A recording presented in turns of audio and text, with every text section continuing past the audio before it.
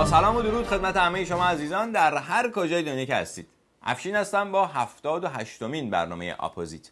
این برنامه به صورت هفتگی و با هدف اصلی اطلاع رسانی تهیه میشه.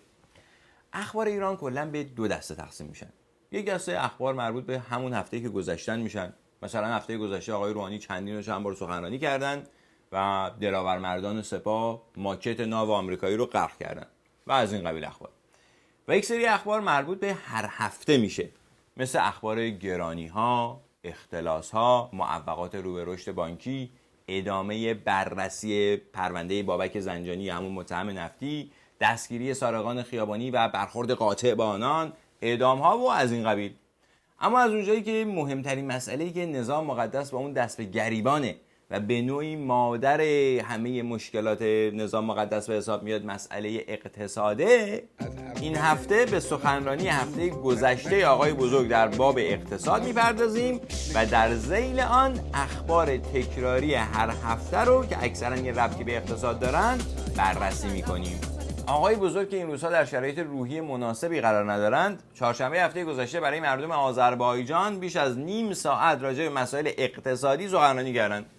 ایشون در ذیل توضیح مسائل اقتصادی برای مردم آذربایجان به صورت کاملا ناباورانه‌ای به چند حقیقت اعتراف کردند. از اول انقلاب تا امروز هر وقتی هر کاری را محول به مردم کردیم اون کار پیش رفته است. هر کاری را انحصاری در اختیار مسئولان و رؤسا و اینجورها قرار دادیم، کار متوقف مونده است. احتمالاً به دلیل اینکه اون مسئولان و رؤسا و اینجورها ناکارآمد بودند و نتوانستند کار را ادامه دهند، که خود این میتونه دو تا دلیل اصلی داشته باشه. دلیل اول اینکه دانش این مسئولین و رؤسا و اینجورها متناسب با مسئولیتی که به اونها سپرده شده نبوده و به همین دلیل اونها کافی نبودن برای انجام اون کارها. اکثرا هیچ دانشی نداشتن جز ولایت مداری و مجیزگویی ولایت. دلیل دوم این که احتمالاً به دلیل فساد یا همون فساد مالی و اخلاقی نتونستن مسئولیتاشون رو درست انجام بدن. یه دلیل سومی هم هست، هر دو گزینه. اما چرا آقای بزرگ یعنی مسئولها به این موضوع اعتراف میکنن؟ اونم در برابر دوربین‌های تلویزیونی از یک تریبون رسمی. امکانات ما، توانایی‌های ما، چه توانایی‌های انسانیمون که شما نگاه کنید به خیل عظیم جوان این کشور، کاربلد، تحصیل کرده، پر انگیزه، پر شور، آماده به کار، چه ثروت‌های طبیعی این کشور. اما در این حال مشکل اقتصادی داریم. مشکل اقتصادی داریم.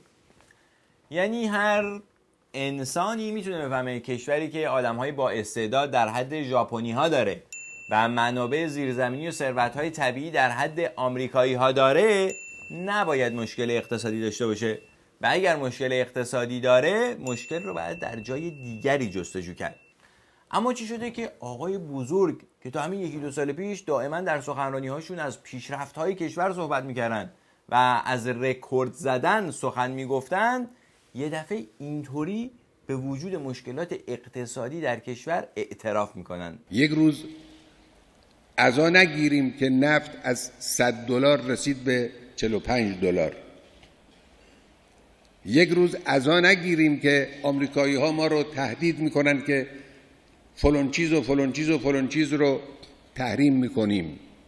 عزا نگیریم که اروپایی‌ها کشتیرانی ما رو تحریم کردن. این هم اعتراف بعدی آقای بزرگ بود، چون الان نظام مقدس عزا گرفته که نفت ارزون شده، آمریکایی‌ها و اروپایی‌ها فلان چیز و فلان چیز و فلان چیز رو تحریم کردن و خلاصه نظام مقدس رو حسابی به دردسر انداختن، دردسر اقتصادی. دشمن برنامه داشت تو این زمینه و برنامه خودش رو قدم به قدم تا امروز پیش برده است و عمل کرده است. این چهارمین اعتراف آقای بزرگ در این سخنرانی بود، بدین معنا که نظام مقدس لااقل در این زمینه از دشمن شکست خورده و نتونسته جلوی پیشبرد برنامه‌ریزی‌های دشمن رو بگیره. اونچه که شما مشاهده می‌کنید برآیند تحرک داخلی کشور و دشمنی دشمنان.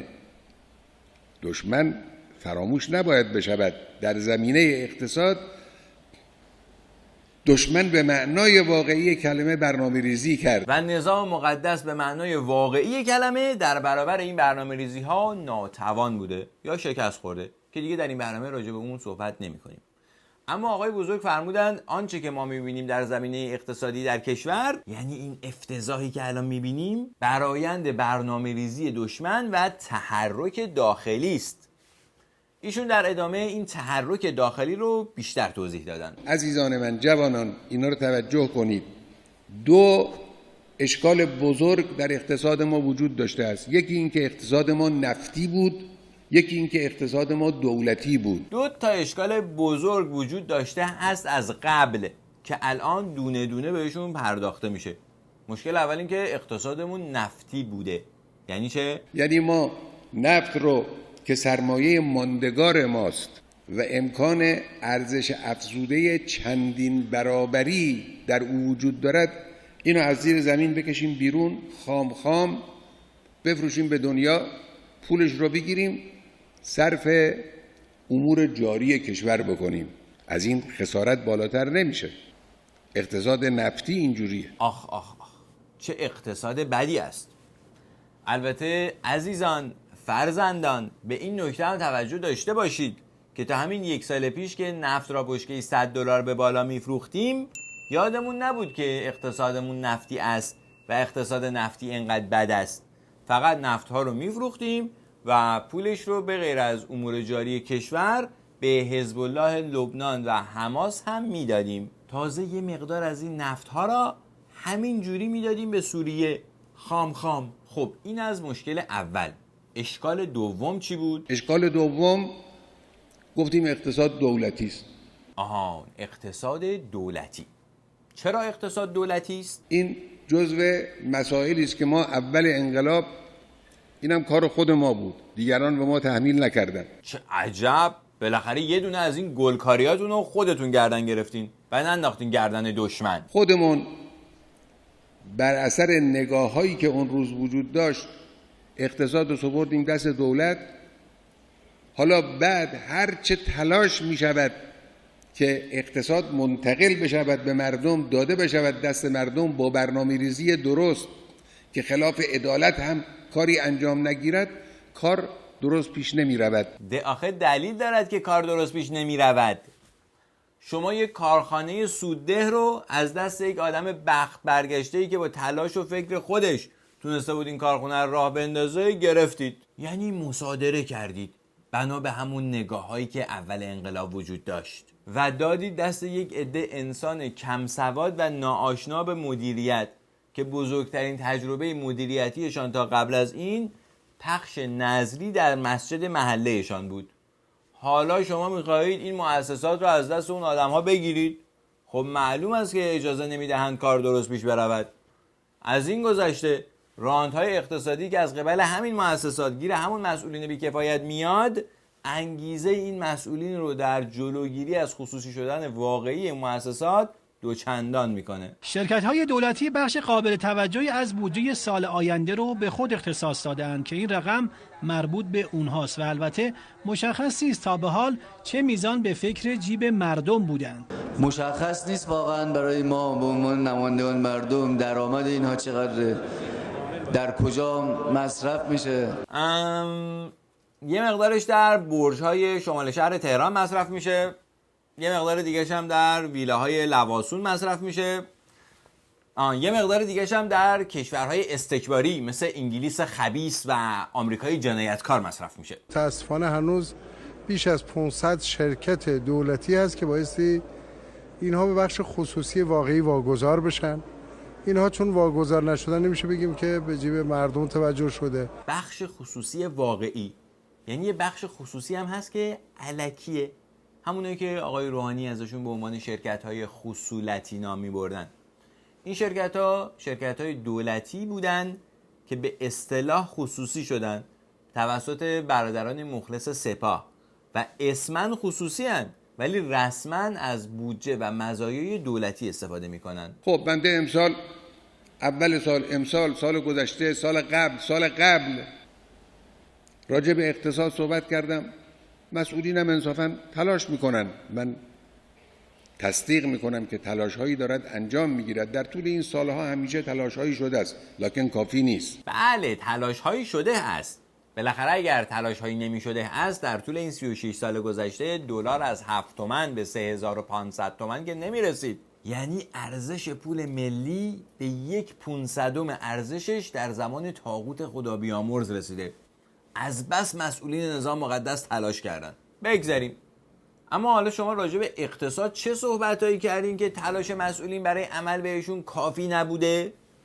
الان باید چی کار کرد؟ یکی از کارها که مهمترین کار همین است، باید تکیه بودجه به تولید داخلی باشد، یعنی به درآمدی که مردم تولید میکنن و مالیات میدن. یعنی شما هم مثل استکبار میخواین کشور رو از طریق پول مالیات اداره کنین؟ خب این خیلی خوبه، اما شما اینو قبلا نگفته بودینا؟ فیلم سخنرانی های اول سالتون در امسال و سال گذشته و سال گذشتهش موجوده، اسمی از مالیات نبرده بودین. 2 کلمه میخوام راجع به مالیات عرض بکنم. عزیزان من، مالیات یک فریضه است در داخل. آها، مالیات یک فریضه است. بعد از کی تا حالا این یک فریضه شده؟ از تصمیمات و تصویب‌های مهم نماینده‌ها در این جلسه این بود که آستان‌های مقدس از جمله آستان مقدس امام رضا علیه السلام و قرارگاه‌های سازندگی هم موظف به تسلیم اظهارنامه و پرداخت مالیات شدند. توجه فرمودین؟ ثروتمندترین نهادهای حکومتی مالیات که نمیدادن هیچ، یعنی به این فریضه الهی که عمل نمیکردن هیچ، اظهارنامه هم پر نمیکردن. این اصلا معلوم نبوده درآمدشون چقدر هست. آستان قدس رضوی که غیر از خدا فقط آقای واعظ طبسی و پسرشون میدونن چقدر سرمایه دارن. و قرارگاه‌های سازندگی هم مثل قرارگاه خاتم تمامی پروژه‌های به اصطلاح عمرانی کشور رو بدون مزایده صاحب میشن. یعنی لااقل 10-20 میلیارد دلار در سال فقط با دولت قرارداد میبندن. حالا مثلا قرار شده از الان به بعد مالیات بدن، اما با یک تبصره. نمایندگان ماده الحاقی 53 نحوه پرداخت مالیات آستان قدس رضوی، بنگاه‌های اقتصادی زیرمجموعه نیروهای مسلح و ستاد اجرایی فرمان امام رو اصلاح کردند. به استثناء مواردی که اذن ولی فقیه وجود داره بقیه مالیاتاشون را بپردازن. تصویب شد. در 12 بهمن ماه امسال مجلس تصویب کرد که رسما و قانونا اذن ولی فقیه به این مؤسسات معافی مالیاتی بده. مؤسسات نام برده یعنی ستاد اجرایی فرمان امام، آستان قدس رضوی و قرارگاه خاتم به اندازه درآمد فروش نفت کشور درآمد دارن در سال، شاید هم بیشتر. و به طور مشخص ستاد اجرایی فرمان امام زیر نظر مستقیم ولی فقیه یا آقای بزرگ اداره میشه. و 2 سال پیش خبرگزاری رویترز یک گزارش مفصل از ثروت 95 میلیارد دلاری این مؤسسه منتشر کرد و در اونجا مشخص شد یکی از راه‌های به دست آوردن این ثروت مصادره اموال مردم بوده، از جمله اموال بهایی‌ها. ما امروز از ضعفا مالیات میگیریم، از کارمند مالیات میگیریم، از کارگر مالیات میگیریم، از کاسب جزء مالیات میگیریم، اما فلان کلان سرمایه دار، فلان درآمددار بی حساب و کتاب، از او مالیات نمیگیریم، فرار مالیاتی دارن. اینا جرم است. اینها جرم است مگر آنجا که اذن ولی فقیه باشد. به هر حال ما امیدواریم شما از فلان کلان سرمایه‌دار بی حساب که همشون یا جزئی از حکومت هستن یا اساساً به حکومت وصلن هم مالیات بگیرین. آقای بزرگ بعد از موضوع مالیات به سراغ موضوع تولید داخلی رفتن و در اون زمینه هم 2 کلمه حرف زدن. خلاصه میکنم به 2 کلمه در زبان فارسی، تولید کننده ما بنگاهدار ما سعی کند با کم کردن ریخت و پاش هزینه تولید رو کم کنه. نمیشه. اصولا این تولید کنندگان اصلی کشور که همون شرکت‌های دولتی هستن که نمیخوان خصوصی بشن، مثل شرکت‌های خودروسازی، به 2 دلیل نمیتونن این کارو بکنن و جلوی ریخت و پاششون رو بگیرن.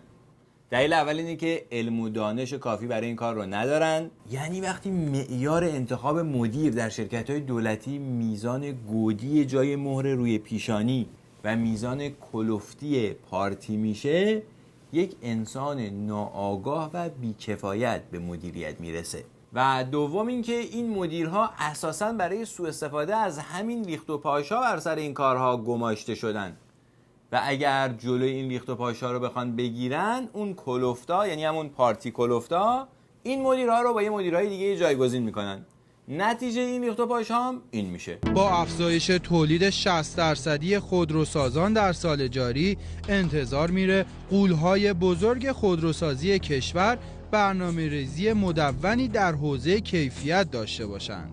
اما بر اساس گزارش 6 ماهه شرکت بازرسی کیفیت، در بیشتر خودروهای تولید داخل نه تنها ارتقای کیفیت نداشتیم، بلکه با کاهش کیفیت تولید نیز مواجه شدیم. یعنی مثلا تا قبل کیفیت خودروهای داخلی چی بوده که تو این 6 ماه گذشته بدتر هم شده؟ بازدید میدانی ما از تعمیرگاه‌های خودروسازی‌ها این آمار رو تایید می‌کنه. ماشین صفره؟ بله. چه مشکلی داشته؟ دیسک صفحه‌اش بوده، مشکلات دیگه. بعدم برای گارانتی تشخیص دادن که جعبه فرمونش مشکل داره. دنداش بد جا میره. از موقعی که گرفتیم 2 بار پمپ هیدرولیکش ترکیده که تعویض کردن، باتریش خالی کرد، الان هم که صفحه کلاجش میلرزه. کلاج من زیر پام میلرزه. تمام روغن ماشین من از تمام همه جاش داره روغن پس میده. ماشینو 42 میلیون تومان من پول دادم. هر روز در تعمیرگاه‌های کشور صدها مورد مثل این رو میتونین شاهد باشین. یعنی این ریخت و پاشا باعث میشه که نه تنها قیمت تمام شده این محصولات بیشتر از قیمت واقعیش باشه، بلکه اون چیزی که متعهد شدن بسازن هم نمیسازن. خودروساز میاد با شرکت بیمه قرارداد میبنده و برای خودروهایی که میفروشه بیمه نامه میخره و هزینه بیمه رو هم از خریدار میگیره. اگر تخفیفی میگیره از شرکت های بیمه، این تخفیف قطعا مربوط به مصرف کننده است. اگر نمیده به مصرف کننده، این تخلفی است که خودروساز میکنه. متاسفانه خودروسازها این تخفیف رو برای خریدار لحاظ نمیکنن و یعنی خلاف میکنن، از جیب مردم پول برمیدارن. اما خب چون همه با هم شریکن و همه ولایت مدارن، کسی کاری به کارشون نداره و فقط متاسف میشن. نه پرونده‌ای، نه دادگاهی، نه شکایتی، هیچی به هیچی. اینا البته فقط 2 مورد در اخبار همین 1-2 ماه پیش بود. از اینجور خبرها هر هفته موجوده. من بارها در سخنرانی‌های اول سال و غیر اون تکرار کردم، الانم به شما عرض میکنم، محصولات داخلی رو مصرف کنن مردم، نرن دنبال این نشانه ها. حالا مد شده از هی بگن برند فلان. اتفاقا مردم معمولی زورشون به خرید اون برندها نمیرسه و مجبورن از همین محصولات بیکیفیت داخلی استفاده کنن و اون برندها به اون کسایی میرسه که پولهای بی حساب و کتاب دستشونه، همونایی که ریخت و پاش میکنن، تو جیب مردم دست میکنن. آقای بزرگ در ضمن همین موضوع تشویق مردم به مصرف تولیدات داخلی یک اعتراف دیگه هم کردن. یه عده گوش میکنن. من فقط برای متدینین و برای افرادی که برای حرف ما حجیت شرعی قائلن اینو نمیگم، من برای هر کسی میگویم این حرف را که به ایران علاقه‌مند است. یعنی یه عده‌ای هستن که تعدادشون هم کم نیست که به ایران علاقه‌مندن ولی به حرفای آقای بزرگ گوش نمی‌کنن و حرفای آقای بزرگ رو به هیچ حساب می‌کنن. اما مشکل اقتصادی بعدی، مبارزه جدی با قاچاق از جمله کارهای لازم در اقتصاد کشور. مبارزه جدی یعنی مبارزه‌ای که تا الان می‌شده و میشه شوخی بوده، چون اگر شوخی نبود 1/3 کالاهای ورودی به کشور قاچاقی وارد نمی‌شدن. هرچند اواخر سال گذشته قانون جدید مبارزه با قاچاق کالا و ارز ابلاغ شد، اما آمارها حاکی از اونه که واردات کالاهای قاچاق به کشور معادل 34% از مجموع واردات کشور طی یک ساله. این خبر مربوط میشه به همین شهریور ماه گذشته. 1/3 کالاهای ورودی به کشور میشه چند صد هزار تن. یک کشتی باری به طور متوسط 50,000 تن بار میتونه حمل بکنه. بنابراین این حجم از کالا به دور از چشم مسئولین حکومتی نمیتونسته وارد کشور بشه. پس نتیجه میگیریم احتمالاً به اذن ولی فقیه نادیده گرفته شده بوده و امیدواریم که از این به بعد برخورد جدی بشه با قاچاق کالا. مبارزه جدی با فرارهای از بدحسابهای بانکی. این یعنی چی؟ بدحساب بانکی؟ یه عده هستن از تسهیلات بانکی استفاده میکنن، به ناحق نادرست برای یک کار تسهیلات میگیرن، در کار دیگری اون رو مصرف میکنن که مصلحت کشور نیست. بعدم بدهی خودشونه به بانک ها تسویه نمیکنن. اینا خب مجرمن، واقعا مجرمن. آهان اینا رو میفرمایین. خب بریم با هم چند تا خبر روزمره از همین بدحسابای بانکی ببینیم و بشنویم. وزیر اقتصاد به مسابقه بالا بردن سودی که بین بانک‌ها راه افتاده اشاره کرد و گفت این موضوع به ضرر تولیده. طیب نیا گریزی هم به موضوع بنگاهداری بانک‌ها زد. یک پروژه مثلا موجه فولاد رو بانکی تامین مالی نمی‌کنه و یه پروژه‌ای که توجیه کمتر داره ولی متعلق به خود بانک به راحتی تامین مالی میشه. این یعنی خلاف، یعنی قانون شکنی. بر اساس قوانین جاری همین نظام مقدس جرم به حساب میاد.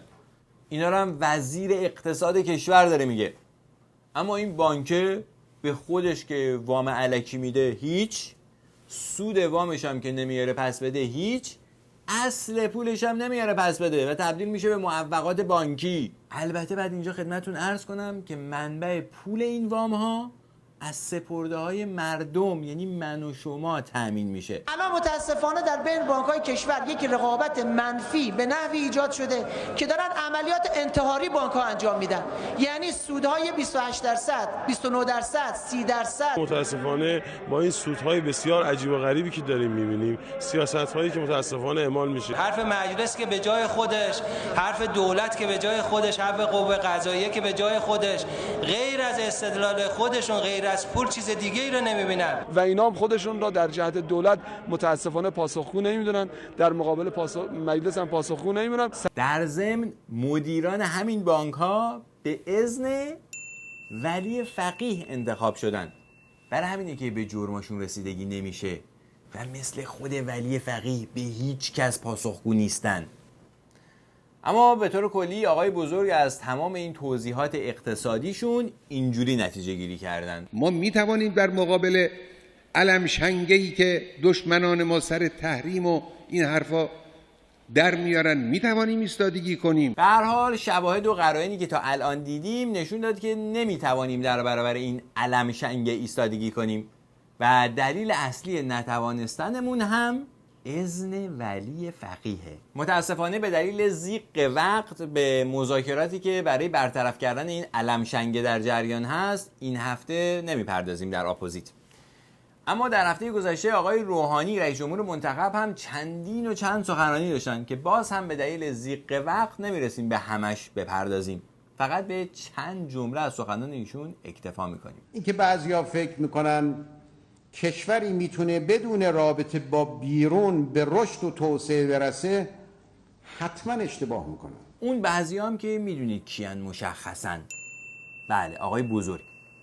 و جالب اینه که آقای بزرگ قبل از ایشون هم که آقای روحانی از مریدانشون بودن همینطور فکر میکردن و اصولا در نظام مقدس بعد همینطوری فکر میکردی، اگر نه در نظام مقدس جا پیدا نمیکردی.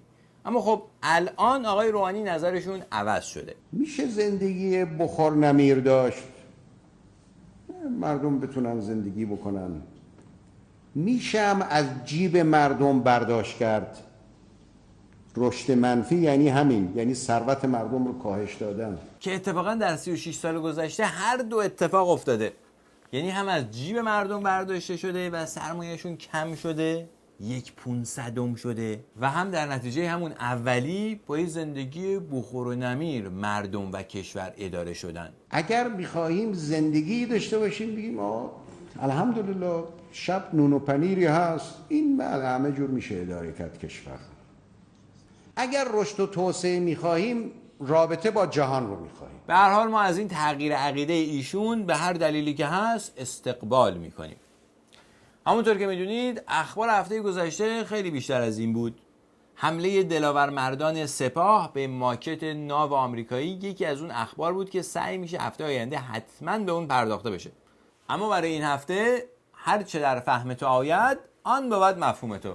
امیدوارم برنامه این هفته را مفید یافته باشید. برنامه بسیار زیبا و پرمغزی بود. اگر این برنامه را مفید یافتید در اشتراک گذاری آن با دیگر دوستانتان جدا کوشا باشید. به صفحه فیسبوک برنامه سر بزنید و من را از نظراتتون راجع به برنامه آگاه کنید.